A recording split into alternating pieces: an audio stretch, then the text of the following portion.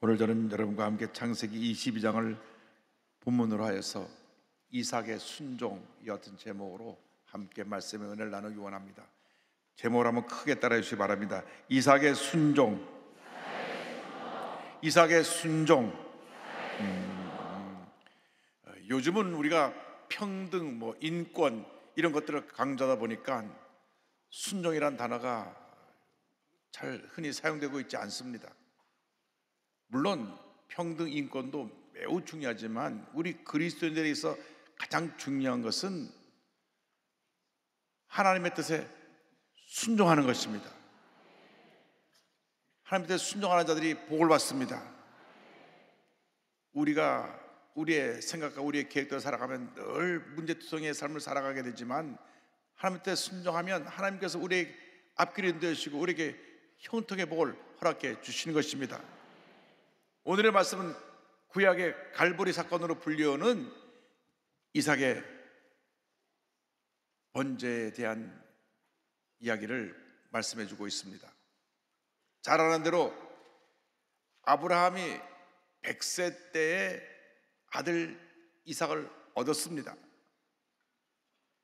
그런데 그 이삭의 뜻이 뭐냐? 웃음입니다. 웃음. 이삭의 이름 그대로 이삭이 태어나자마자 이삭은 온 집안의 기쁨이 되었고 웃음이 되었습니다. 이삭을 바라보면서 매일매일 아브라함과 사라는 행복한 날을 보냈습니다. 그런데 하나님께서 자기 눈에 넣어도 아프지 않을 이삭을 모래 땅에 있는 한 산에 가서 번제로 드리라고 명령하신 것입니다. 잘 아는 대로 이삭은 그 하나님의 말씀에 순종했습니다. 일생을 살아가는 동안 우리가 가장 중요한 것은 하나님의 말씀에 순종하는 삶을 사는 것입니다.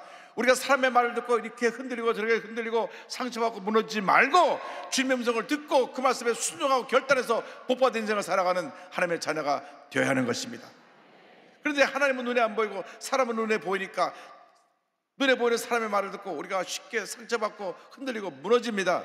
우리 그리스도인들은 이제 주님 안에서 성숙한 믿음이 되어서 사람의 말에 따라서 왔다 갔다 움직이고 동요하는 그런 모습이 아니라 하나님의 음성을 듣고 결단하고 순종해서 큰 복을 받는 하나님의 일꾼이 되어야 할 것입니다. 주여 내게 말씀하옵소서. 내가 주의 말씀을 듣기 원하나이다. 순종할 때 하나님께서 복을 내려 주시는 것입니다. 아브라함이 순종을 통하여서 믿음의 조상이 되었습니다. 그런데 하루아침에 그가 성숙한 믿음으로 말씀에 온전하게 순종한 것은 아닙니다. 75세 때 하나님이 그를 부르실 때 고향, 친척, 아버지 집을 떠나 내가 내게 보일 땅으로 가라 명령하셨는데 그 말씀을 온전히 순종하지 아니하고 친척 조카 롯을 데리고 갑니다. 이 롯을 데리고 가서 아주 많은 어려움을 겪습니다. 하나님 말씀에 온전히 순종하지 못하니까 시련이 다가온 것입니다. 또 가나안 땅에 가서 기근이 드니까 애굽으로 가면 식량이 풍부하다 그래서 하나님 음성도 안 듣고 애굽으로 내려갔다가 왕에게 부인을 빼앗길 뻔도 했습니다. 또 그 뒤에 성경의 기록을 보면 그랄 지방에 하나님 음성도 안 듣고 그냥 내려갔다가 거기서 또 부인을 빼앗길 뻔했습니다. 이렇게 많은 연단 끝에 믿음이 자라서 그는 온전한 순종의 사람, 믿음의 사람, 하나님께 인정받는 주님의 일꾼이 되었던 것입니다. 아브라함은 25년이나 긴 세월을 통해서 연단받고 성숙한 믿음이 되고 또 이삭을 바치는 순종을 통해서 믿음의 조상이 되었는데 그와 정반대로 이삭은 단번에 순종함으로 하나님의 큰 복을 받는 하나님의 자녀가 되었습니다. 이삭의 순종에 대해서 생각해 보기를 원합니다. 이삭은 순종형의 자녀였습니다. 한 번도 아버지 말씀을 거역한 적 없고 아버지가 뭐라 하면 네 순종하는 참으로 착하고 성실한 아들이었습니다. 그런데 아버지가 어느 날 하나님께서 모래 땅에 있는 한 산에 가서 번제를 드리라 하니 같이 가자 하고 자기를 데려가는데 번제 드릴 나무도 갖고 가고 불도 갖고 가는데 번제 드릴 양이 없이 가는 것입니다. 떠날 때부터 이상했습니다. 왜 아버지가 양을 가지고 가지 않지? 집에서 가장 귀한 양을 가지고 가는 것이, 그것이 우리 믿음의 사람들의 모습인데 아버지가 그냥 가는 것입니다. 그래도 묻지 않고 따라갔습니다. 무엇인가 계획이 있으겠지. 산에 올라가는데 아버지가 불을 들고 올라가면서 번제쓸 나무를 메고 따라오라고 하는데 이상했습니다. 그래서 묻습니다. 창세기 22장 7절에 이삭이 그 아버지 아브라함에게 말하여 이르되 내 아버지여 하니 그가 이르되 내 아들아 내가 여기 있노라. 이삭이 이르되 불과 나무는 있거냐 번제할 어린 양은 어디 있나이까. 아버지가 올라가는데 양이 없이 올라가니까 따로 올라가다가 물은 것입니다. 직감적으로 혹시 나를 드리려고 하는가 하는 그런 생각도 했을지 모릅니다. 근데 아브라함이 하나님이 준비하실 거야, 무조건 따라와라. 그래서 이삭은 더 이상 묻지 않고 묵묵히 따라 올라갔습니다. 그런데 하나님이 지시하신 곳에서 나무를 펴서 제단을 만든 다음 그 다음 아버지가 갑자기 돌면서 하나님이 널 바치라 그랬다 하고 그를 붙잡습니다.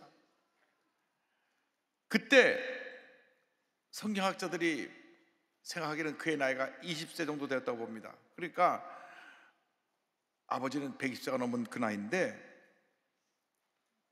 아버지가 그를 붙잡아 칼을 들었을 때 그는 뿌리치지 않았습니다. 창세기 22장 9절 10절에 보니까 하나님이 그에게 일러 주신 곳에 이른지라 이에 아브라함이 그곳에 제단을 쌓고 나무를 버려놓고 그의 아들 이삭을 결박하여 제단 나무에 놓고 손을 내밀어 칼을 잡고 그 아들을 잡으려 하니 20세가 된 이 혈기왕성한 아들이 아버지 왜 그러세요? 지금 제정신이 하고 떠배를 했더라면 아버지가 그냥 뒤로 나가 잡아줬을 것입니다. 그런데 하나님께서 너를 바치라 그런다는 그 말 한마디에 그냥 순종했습니다. 그래서 순순히 묶여서 그 단에 올라간 것입니다. 아버지가 칼을 들어서 자기를 죽이려 할 때도 그는 동의하지 않았습니다. 이렇게 이삭은 순종하는 하나님의 귀한 자녀였습니다. 아버지의 권위에 순종하고 하나님 뜻에 순종한 그 이삭의 순종을 통하여 하나님이 영광을 받으셨습니다. 아버지 뜻에 순종하는 것이 하나님을 기쁘시게 하는 것이라는 그 믿음이 있었기 때문에 전적으로 이삭이 순종했던 것입니다. 이렇게 이삭이 아버지 뜻에 전적으로 순종한 것처럼 예수께서도 아버지의 뜻, 하나님의 뜻을 전적으로 순종하셔서 십자가에 달리신 것입니다. 이삭의 순종과 예수님의 순종을 비교해 보기 원합니다. 이삭의 순종은 장차 예수 그리스도의 십자가의 순종과 희생을 예표합니다. 이삭이 아브라함의 뜻에 전적으로 순종한 것 같이 예수 그리스도께서 전적으로 하나님의 뜻에 순종하셔서 십자가 달려 온 인류의 죄를 대신하여 죽으신 것입니다. 그래서 예수님의 희생으로 말미암아 온 인류를 향한 구원의 문이 열려서 누군지 예수를 믿기만 하면 구원받게 되고 하나님의 자녀가 되는 복을 받게 된 것입니다. 아브라함이 사랑하는 독자 이삭을 하나님께 바친 것처럼 하나님께서 가장 사랑하는 독생자 예수 그리스도를 십자가 달려 죽게 하심으로 우리를 죄에서 구원해 주신 것입니다. 빌립보서 2장 6절 8절은 설명합니다. 그는 근본 하나님의 본체시나 하나님과 동등함을 취할 것으로 여기지 아니하시고 오히려 자기를 비워 종의 형체를 가지사 사람들과 같이 되셨고 사람의 모양으로 나타나사 자기를 낮추시고 죽기까지 복종하셨으니 곧 십자가에 죽으심이라. 죽기까지 복종하셨으니 곧 십자가에 죽으심이라. 그가 십자가에 죽으심으로 말미암아 예수님의 흘린 피가 온 인류의 죄를 사해서 누구든지 예수를 믿기만 하면 구원을 받는 놀라운 은혜가 임하게 된 것입니다. 그를 장사한 지 3일 만에 일으키시사 온 우주 만물의 가장 높은 위치에 예수님을 올려놓으셨습니다. 빌립보서 2장 9절로 11절입니다. 이름으로 하나님이 그를 지극히 높여 모든 이름 위에 뛰어난 이름을 주사 하늘에 있는 자들과 땅에 있는 자들과 땅 안에 있는 자들로 모든 무릎을 예수의 이름에 꿇게 하시고 모든 입으로 예수 그리스도를 주라 시인하여 하나님 아버지께 영광을 돌리게 하셨느니라. 이삭과 같이 아버지의 뜻에 하나님의 뜻에 순종하는 그러한 순종의 모습을 보이는 여러분 되기를 바랍니다. 예수 이름처럼 하나님의 뜻이라면 전적으로 순종해서 자신의 목숨까지라도 하나님의 영광을 위해서 내놓을 수 있는 그런 믿음의 사람이 되기를 주님의 이름으로 축원합니다. 하나님의 뜻에 순종하지 아니하고 자기 뜻을 내세웠던 사울왕에게 사무엘이 이와 같은 말씀을 했습니다. 사무엘상 15장 22절입니다. 사무엘이 이르되 야훼께서 번제와 다른 제사를 그의 목소리를 청종하는 것을 좋아하신 것 같이 좋아하시겠나이까? 순종이 제사보다 낫고 듣는 것이 수장의 기름보다 나으니. 하나님 앞에서 순종의 사람이 되기를 바랍니다. 사람들의 말에 의해서 움직이지 말고 하나님의 말씀에 순종해서 주의 뜻을 이루는 복된 하나님의 자녀이 다 되시길 바랍니다. 주님의 뜻에 순종할 때 때때로 어려움이 있고 문제가 있고 고난의 과정을 통과할 때도 있지만 궁극적으로 하나님 모든 것을 하며가 선을 이루게 하시고 놀라운 은혜와 축복을 우리에게 부어주시는 것입니다.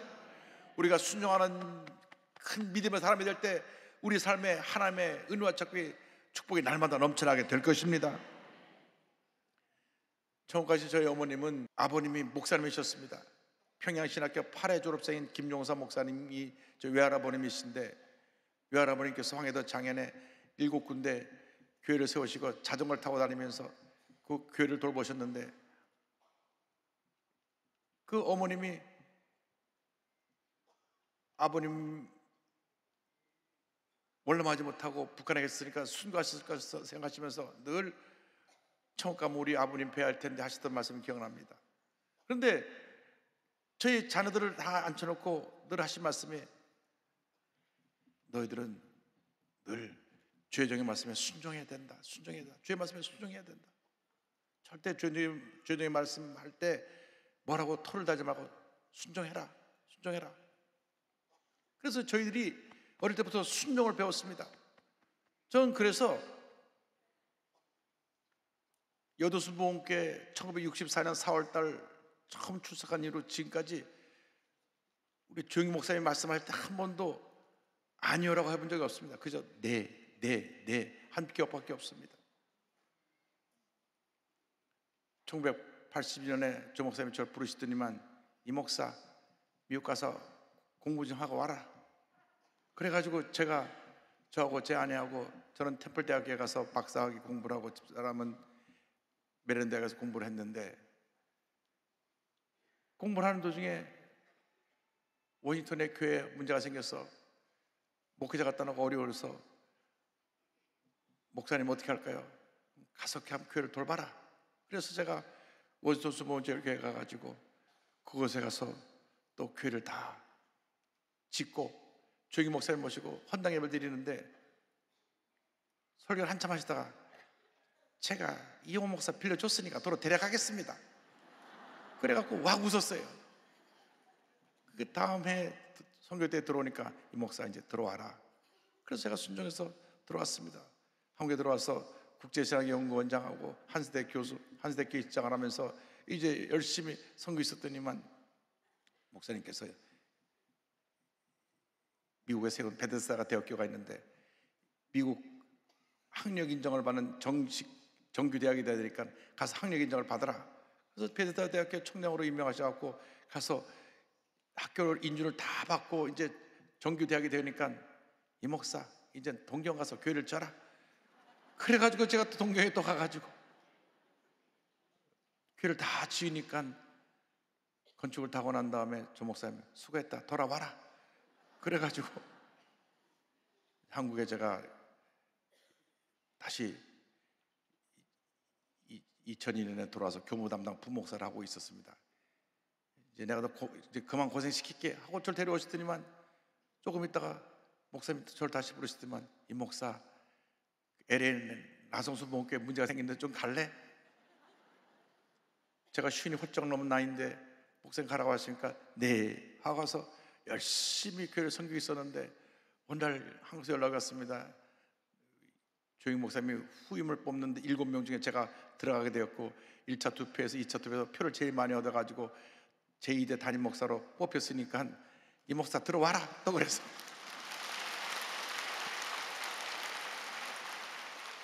(2008년도 5월 22일) 날 제가 2대 담임 목사로 취임을 했는데, 순종하다 보니까 여기까지 온 것입니다. 여러분, 주의 말씀에 순종해서 손해나는 건 하나도 없습니다. 저를 왜 온 세계로 이리 가라 저리 가라, 하여간 국제사집을 7번을 쌌는데 전 한 번도 토를 단 적이 없습니다. 그래서 목사님 가라 하니까 네. 왜? 하나님께서 주의 종을 통해서 나에게 일을 시키시기 때문에 순종한 것입니다. 내가 조영 목사님 말씀 안 들으면 나가서 따로 개척하면 되죠. 내가 이 교회에 속한 동안에는 목사님 말씀에 순종하는 것이 하나님 뜻이라고 생각했기 때문에 순종하다 보니까 여기까지 온 것입니다. 여러분, 하나님 앞에서 순종하는 것은 하나님을 기쁘시게 하는 것입니다.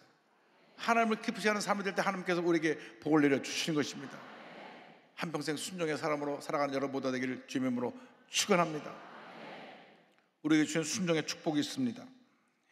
아브라함은 믿음의 존재 될 때까지 많은 연단의 과정을 거쳤습니다. 75세에서 100세까지 25년 동안 깨어지고 또 다시 120세가쯤 되어서 이삭을 바치는 그 연단을 통하여서 그가 믿음의 조상으로 이제야 내가 널 인정했다는 인정을 받았는데, 이삭은 단번에 순종해가지고 한평생 평탄한 삶을 살았습니다. 무엇 하나 부족함이 없이 풍성한 삶을 살았던 것입니다. 여러분, 이왕 순종할 거면 이삭처럼 단번에 순종하시기 바랍니다. 이리 터지고 저리 터지고 나중에 천부의 손 들고 옵니다. 깨지고 나서 순종하지 말고 처음부터 순종해서 복받은 인생을 살아가길 바랍니다. 그러다 보니까 하나님께서 훌륭한 아내 리브가도 주시고, 그리고 농사를 지었을 때 100배 축복도 주신 것입니다.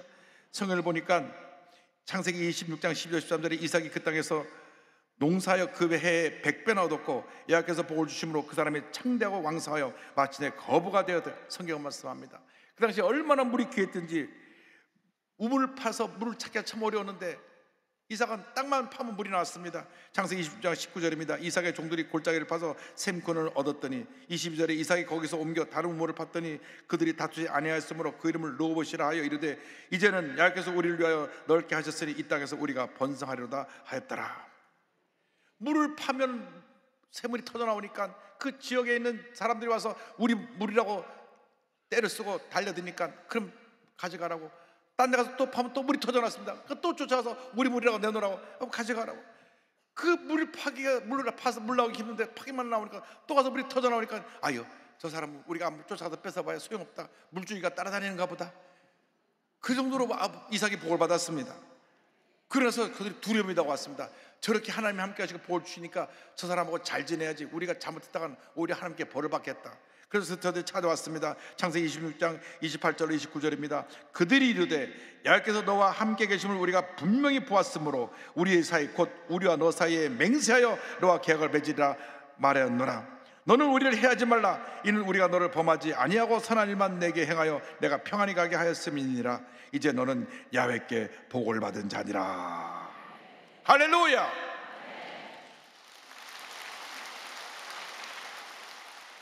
믿지 않는 사람이 하나님의 사람을 보고 당신은 하나님의 사람입니다 이렇게 인정한 것입니다. 여러분 어딜 가더라도 당신은 하나님의 사람입니다 인정받는 여러분 되기를 주님으로 축원합니다. 여러분 이 정도가 돼야 돼요. 믿지 않는 사람들이라서 우리를 두려워하면서 우리를 해치지 마십시오. 당신은 하나님과 함께하는 사람입니다. 이 같은 인정받는 사람이 될 때 하나님의 복이 임하게 되는 것입니다. 제가 오린교회 신성우 장로님 간증을 소개하려고 하는데, 많은 신을 통해 하나님께 순종하는 법을 배웠고 순종을 통해 하나님의 큰 복을 받은 하나님의 일꾼이 되었습니다. 이분은 건설자재 전문기업 하우시티아를 이끄는 대표님이신데, 군대를 졸업하고 건설회사 3부 통원에 입원해서, 우리나라 아주 굴제 건설회사인데 국내 및 해외에 사용되는 모든 건설자재를 구매하는 업무를 담당하면서 대한건설자재협회 회장을 2년이나 지냈습니다. 그래서 이 건축 자재를 구입하고 하는 그 모든 일에 자문으로 활동하면서 우리나라 건설 발전에 크게 기여했습니다. 사회적으로는 승승장구하는 인생이었지만 신앙적으로는 의무적으로 주일날만 예배에 나오는 것이 전부였습니다. 첫 번째 시련이 다가온 것이 39살 나이에 위암이 찾아온 것입니다. 그가 위암 말기 판정을 받고 이제 죽었구나 생각하니까 그동안에 교회만 왔다 갔다 하는 것을 후회하고 교회 나가서 새벽에 막 부르짖으면서 살려달라고 교회가 떠나도록 신 앞에 기도하고 또 기도하고 기도했습니다. 울부짖으며 아직 내가 나이가 이렇게 젊은 나이에 40도 안 되는데 내가 위암으로 죽으면 안 됩니다. 나를 살려달라고 기도하니까 하나님의 은혜가 임해가지고 그가 위를 3분의 1 자라내고 나서 전혀 그 후에 후유증 없이 건강한 모습으로 회복이 되었습니다. 할렐루야. 근데 사람이라는 것이 참 간사해요. 살려달라고 부를 때는 언제고, 이제 나 고침받고 나가니까 세상에 끈을 놓지 못하고 이 건설자재업 하려면 사람들 많아서 늘 이거 해야 되니까 그럼 나가서 또 술 마시고 새벽까지 술 마시고 그런 삶을 살고, 주일날은 예배만 끝나면 골프장으로 달려가는 그런 생활생활을 하다가 어느 날 아침에 출근하기 전에 습관대로 수영장에 가서 수영을 하는데 술이 덜 깨는지 수영에 떨어지는 순간 목뼈가 바닥에 닿아가고 목이 꺾어졌어. 그래가지고 이젠 전신마비가 돼서 이제 당신은 앞으로 정상적인 활동을 못한다는 그 말을 했을 때 거기서 다시 하나님이 부르셨습니다. 하나님 저를 살려주시면 내가 열심히 주님을 하겠습니다. 다 살려주니까 다시 또 옛 모습으로 돌아갑니다. 하나님이 이제는 완전히 그를 손보시려고 그의 아들 문제를 통해서 그를 탁 꺾으시는데, 그 아들을 초등학교 4학년 때 미국에 유학을 보내가지고 형님 댁에 맡겼는데 가자마자 계속 사고를 쳐가지고 형님부터 전화가 왔습니다. 너무나 사고를 쳐서 이 학교에서 이 아이를 감당할 수 없이 도로 한국으로 돌려보낸다고. 한국에 돌아왔는데 얘는 학교도 안 가고 PC방에서 살면서 그냥 자기 마음대로 인생을 삽니다. 아버지가 그냥 억장이 무너집니다. 여러분, 아무리 강한 부모라고 할지라도 자식 앞에서는 자식이 이길 부모가 없는 것입니다. 자식이 막 엉망진창인 삶을 살 때 부모하면 어떻겠습니까? 막 부모는 그 자식 때문에 애간장에 타는 것입니다. 그래서 하나님께 부르짖습니다. 하나님 아버지, 우리 아들을 살려달라고 눈물로 기도하고 또 기도하고 기도하는데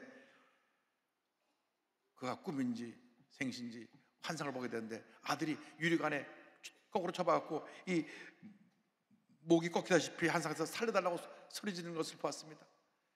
아들이 그만큼 지금 여러 가지로 문제가 살고 있다는 걸 알게 되었습니다. 그때로부터 눈물로 기도하며 아들을 품고 기도하니까 아들이 아버지의 마음을 이해하고 두려기 시작해서 차츰차츰 변화돼서 아들이 완전히 변화된 모습이 되었습니다. 할렐루야! 하나님께서 아들을 손대시니까 결국은 두 손 두 발 다 드는 것입니다. 그때가 자기가 자신의 성공을 해서 사람들과의 관계를 너무 중요시해가지고 교회를 다니면서도 늘 과음하고 했던 그 모습을 철저히 회개하고 그가 회사에서 퇴사한 후에 하우CTR이라고 하는 회사를 세웠는데 하우는 하나님이 우리와 함께 하신다는 이름에서 하우를 땄습니다. 월요일마다 직원 예배를 드리고 자신의 기업이 하나님께 인정받는 믿음의 기업으로 성공기를 기도하면서 이런 고백합니다. 성공하기 위해 누군가와 관계를 계속 이어가려고 했습니다. 사람들과의 관계에서 빠지면 나만 도태될 것 같고 홀로 남겨질 것 같은 두려움 때문입니다. 사람들은 손을 잡고 달려가고 있는데 남은 혼자 가만히 있으면 어찌하는 불안도 있었기 때문입니다. 그러나 하나님이 그런 것들을 다 아무 의미 없는 것이라고 말씀하셨습니다. 세 번의 시련을 통해 하나님을 만났고 비로소 나의 욕구들을 내려놓게 되었습니다. 돌이켜보면 감사하지 않은 것이 하나도 없습니다. 할렐루야! 그는 이 세 번의 시련을 통해서 완전히 깨어져서 하나님 앞에 헌신하고 충성한 장로님으로 거듭나게 되었고 또 귀한 사업을 일으켜서 하나님 앞에서 크게 쓰임받고 있는 일꾼이 되었습니다. 여러분, 순종이 우리 신앙생활의 열쇠입니다. 성공의 열쇠입니다. 내 뜻과 내 법대로 살지 말고 전폭적으로 깨어지고 나셔서 주의 뜻에 순종하는 여러분 모두가 되기를 바랍니다.